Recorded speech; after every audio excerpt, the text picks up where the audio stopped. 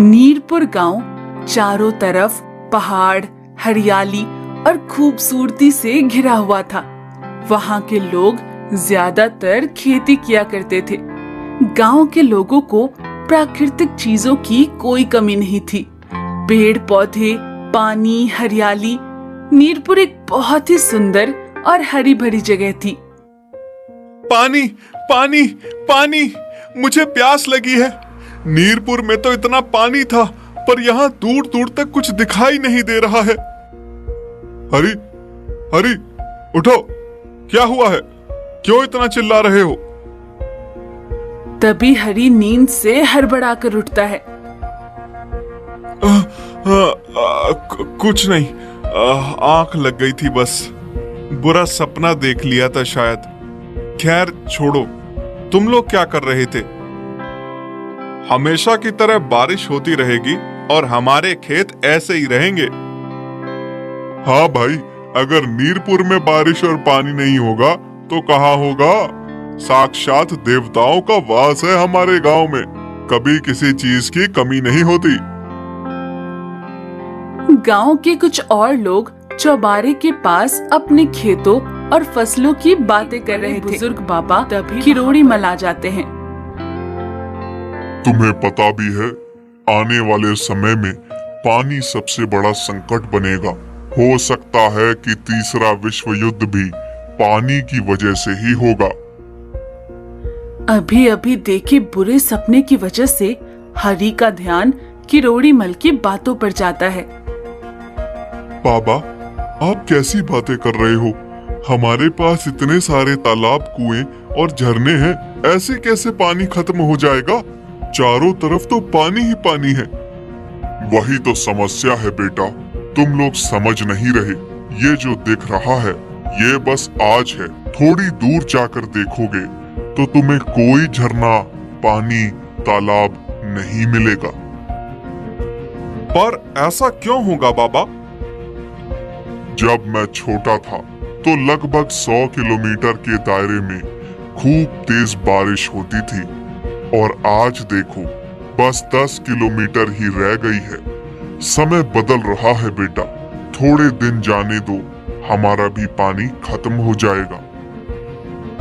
अब बाबा किरोड़ी मल की ऐसी बातें सुनकर रामू और श्याम दोनों सोचने लगते हैं और बोलते हैं। हाँ बाबा, लेकिन इतनी जल्दी पानी खत्म होने का तो मतलब ही नहीं बनता। रामू बिल्कुल ठीक कह रहा है। अब तुम इसे ऐसा ही देख लो, 10 किलोमीटर के बाद वाले गांव में बारिश नहीं हो रही तो वो हमारे तालाब से पानी भर रहे हैं। तभी वहाँ पर गांव का एक और व्यक्ति रमेश आ जाता है और आकर बोलता है। हाँ बाबा, मुझे भी ऐसा ही लगता है। तुम लोग देख लेना, अगले साल बिल्कुल भी बारिश नहीं होगी। देखो, अब तो इसने भी कह दिया, अब तो बारिश नहीं होगी। सब लोगों को बाबा किरोड़ी मल की बातों का ज्यादा असर तो नहीं पड़ता, लेकिन रमेश के मुंह से ये बात निकलते ही सब परेशान हो जाते हैं, क्योंकि गांव में सभी का मानना था कि रमेश जो भी अपने मुंह से निकालता है वो सच हो जाता है, और बुरी चीज तो खास तौर पर। बाबा, आपका तो पता नहीं, लेकिन अब इस काली जुबान ने बोल दिया, अब नहीं होगी बारिश। गई हमारी फसल भी और खेत भी। बोल तो दिया है, लेकिन इसका कोई उपाय तो होगा। अब आगे क्या करना है? सभी गांव के व्यक्ति बहुत परेशान हो जाते हैं और जवाब के लिए बड़ों की तरफ देखने लगते हैं। देखो, इसका एक उपाय है मेरे पास। अभी अगले साल को आने में 2 महीने बाकी है। सब मिलकर एक काम करते हैं, जितना हो सकता है बारिश का पानी इकट्ठा कर लेते हैं। अगले साल सिंचाई और व्यापार के काम आएगा। हाँ बाबा, अब तो लगता है कि यही करना पड़ेगा, लेकिन ये सब होगा कैसे? एक आदमी चिंता भरी आवाज में बोलता है। हाँ, लेकिन पानी को भला कोई कैसे इकट्ठा कर सकता है? हो सकता है, और हमें पानी को इकट्ठा करने के लिए गांव में और भी तालाब बनाने होंगे। अब सारे लोग बाबा किरोड़ी मल के कहे मुताबिक काम में लग जाते हैं। सभी लोग मिलकर गांव में खुदाई कर और कई सारे तालाब बना देते हैं। सारा काम होने के बाद गांव के लोग फिर से इकट्ठा होते हैं। हमने तालाब तो बना ही दिया है, काश अब अगले साल पानी की परेशानी ना हो। हाँ, तुम सही कह रहे हो। तालाब में इकट्ठा होने वाले पानी से मदद तो मिलेगी, लेकिन इतना करना अभी भी काफी नहीं है। हमें हमारे गांव के आसपास जितने भी 4-5 पहाड़ हैं, उन पे पेड़ लगाने होंगे। लेकिन बाबा, पेड़ क्यों? देखो, हमने पानी इकट्ठा करने का तरीका तो ढूंढ लिया, लेकिन एक साल में उतनी ही बारिश होती है कि साल की भरपाई हो जाए। अगर हम ज्यादा से ज्यादा पेड़ लगाएंगे जिसमें ज्यादा पानी इकट्ठा होगा। सही है, तो हम एक काम करते हैं, हम 2 महीनों में पहाड़ों को पेड़ों से भर देते हैं। अब बाबा के कहे अनुसार गांव के सभी लोग पेड़ लगाना शुरू कर देते हैं। देखते ही देखते चारों ओर पहाड़ियां पेड़ों से भर जाती हैं और हरी भरी हो जाती हैं। साथ ही साथ सभी लोग गड्ढे खोद देते हैं जिनमें पानी भर जाए और उनके साथ साथ रास्ता बना देते हैं ताकि बारिश का पानी इधर उधर जाने के बजाय गड्ढे के जरिए जमीन में वापस चला जाए। मुझे लगता है कि अब हम सबने सारा काम पक्का कर दिया। इस साल की बारिश के इकट्ठा हुए पानी से हमारा काम चल जाना चाहिए। हाँ, बाबा के कहे अनुसार पेड़ों की वजह से बारिश अच्छी हुई है इस बार, और हमारी बनाई हुई सारी नहर और गड्ढे भी भर चुके हैं। अगले साल की सिंचाई में भी कोई परेशानी नहीं आएगी।